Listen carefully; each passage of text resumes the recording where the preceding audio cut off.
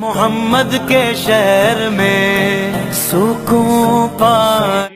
میں تجربہ نہ کریے یعنی کہ میں جیندہ بزرگ دے دو، ایک جیندہ بزرگ دے دو، زندہ ہوئے جیندہ ہوئے پہنچے ہوئے بڑا تواڈے ہاں نیک ہوئے پہنچے ہوئے پارسا ہوئے وہ دے دو. یعنی کی کرنا میں تجربہ کرنا. یعنی کی کرو گے؟ میں کہ 10 گھنٹے بعد اسٹام لکھ دینا واپس کر دیا بامی اتوں کوئی مولوی دے چھوڑو تجربہ کرنے. یعنی کی کرو گے؟ میں کہ دفن کریں گے زندے نو قبر زندہ دفن کرو گے؟ میں کہ جی. یعنی کی کرنا میں تجربہ کرنا. زندہ دفن کر کے نا قبر اتنے مٹی پا کے اتنے کھڑے ہو کے دعا وہ واسطے کریں گے. پھر میں کہ پھر 5-6 گھنٹے بعد باہر کٹ کے تمہیں واپس کر دیا. کہنے کہ نہیں وہ تو مر جائے گا. اچھا قبر زندہ دفن کریے تو مر جاندہ ہے. یعنی جی تو جی مریا دفن کریے دے اچھا زندہ دفن کریے تو قبر مر جاندہ ہے.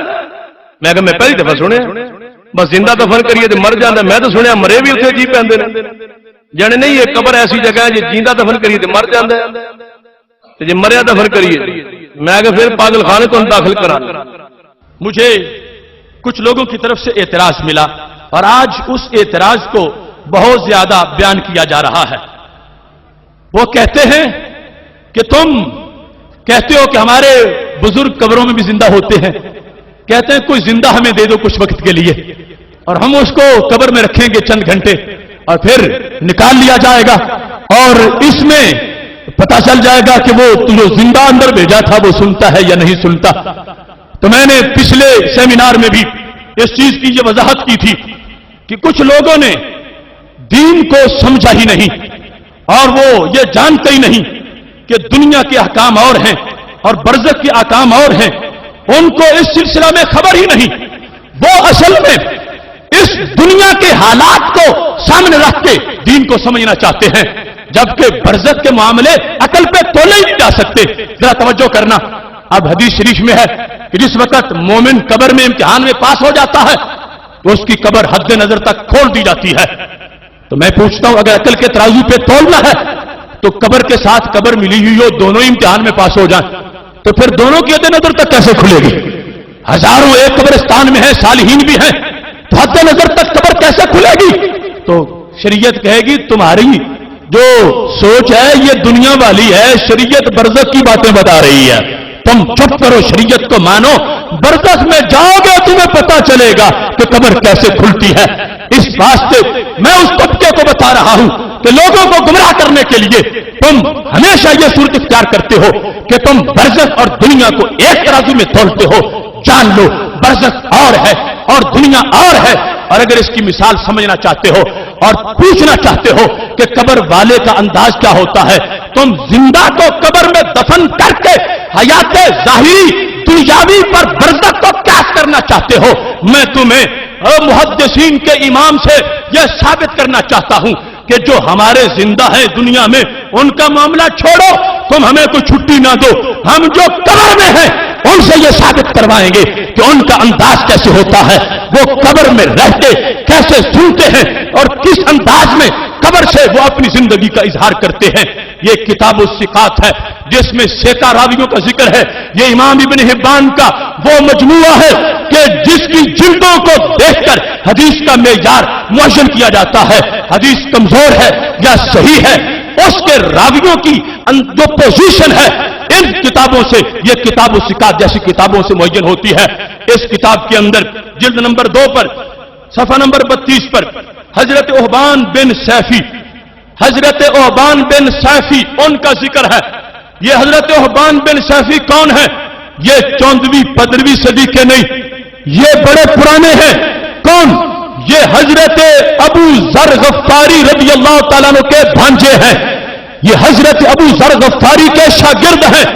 یہ احبان بن سیفی حضرت ابو ذر رضی اللہ تعالیٰ عنہ سے روایت کرتے ہیں.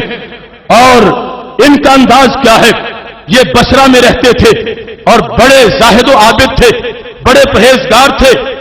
انہوں نے موت کے وقت یہ وصیت کی تھی اوصى عند موتہ کہ وصیت تھی الا اللہ یکفنا فی قمیص مخیط، کہ مجھے سلائی شدہ قمیص میں دفن مت کرنا، مجھے سلی ہوئی قمیص مت پہنانا۔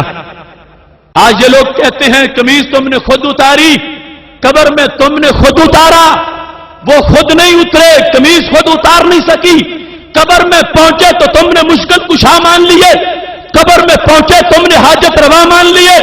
میں کہتا ہوں یہ سند کے ساتھ صحابہ کے شاگرد کا انداز پیش کر رہا ہوں، کتاب مجنو لیلا کی داستان کی نہیں، یہ نقد الرجال کے امام ابن حبان کا یہ مجموعہ جس کے ذریعے سے حدیثیں تولی جاتی ہیں، سندیں چیک کی جاتی ہیں، اس کے اندر ایک عظیم محدث، ایک عظیم ولی کا ذکر ان کے شاگرد جس انداز میں کرتے ہیں وہ تمہارے سامنے پیش کر رہا ہوں۔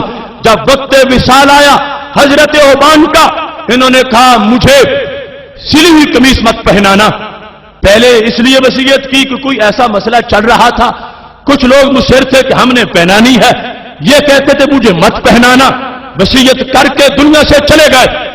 تو کیا ہوا؟ فَكُفِّنَا فِي قَمِيصٍ، پیچھے وہ پارٹی غالب آ گئی، انہوں نے کہا شیخ جو کچھ کہہ کے گئے ہیں ٹھیک ہے، مگر ہم تو قمیص ہی پہنائیں گے، ہم نے جو کہا ہے سوچا ہے، ہم نے بنوا کے رکھی ہے، ہم نے قمیص پہنانی ہی پہنانی ہے۔ اب جو کہتے تھے کہ شیخ کی وصیت کو پیش نظر رکھو وہ مغلوب ہو گئے، قمیص پہنانے والے غالب ہو گئے۔ اوبان سیفی کو قمیص پہنائی گئی، روح نکل گئی ہے، جنازہ ہو گیا ہے، قبر میں دفن کر دیا گیا ہے۔ فلما رجعوا من دفنہ، جبکہ ان کے رشتہ دار ان کو دفن کر کے گھروں کی طرف واپس لوٹے تو کیا ہوا؟ کہتے ہیں داخلوا دارہ، ان کے گھر، ان کے کمرہ خاص میں داخل ہوئے، فَإِذَا الْقَمِيصُ الَّذِي كَفَّنُوهُ فِيهِ مَوْضُوعٌ فِي الْبَيْتِ، وہ قمیص جو ان کو کفن میں پہنائی تھی ان کے گھر لٹکی ہوئی نظر آ رہی تھی۔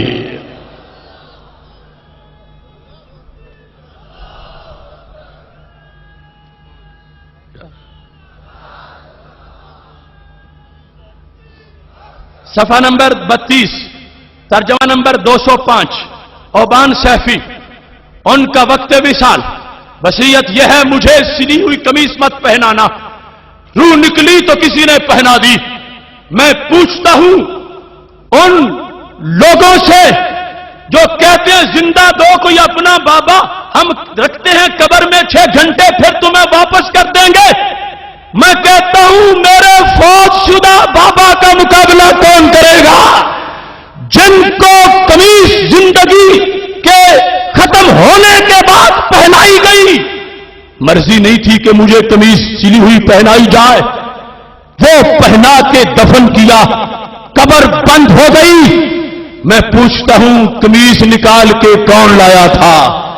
قمیص کو گھر میں کس نے لٹکایا تھا؟ قمیص واپس دفن کرنے والوں سے پہلے کیسے پہنچی تھی؟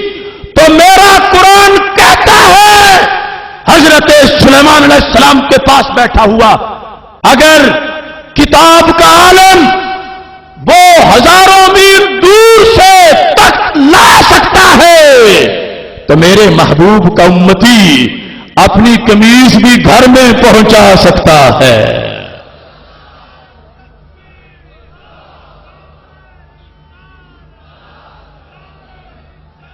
سنو، یہ ہمیں کہتے ہیں کہ تم فقیروں صوفیوں کی باتیں کرتے ہو، وہ پڑھے ہوئے نہیں ہوتے۔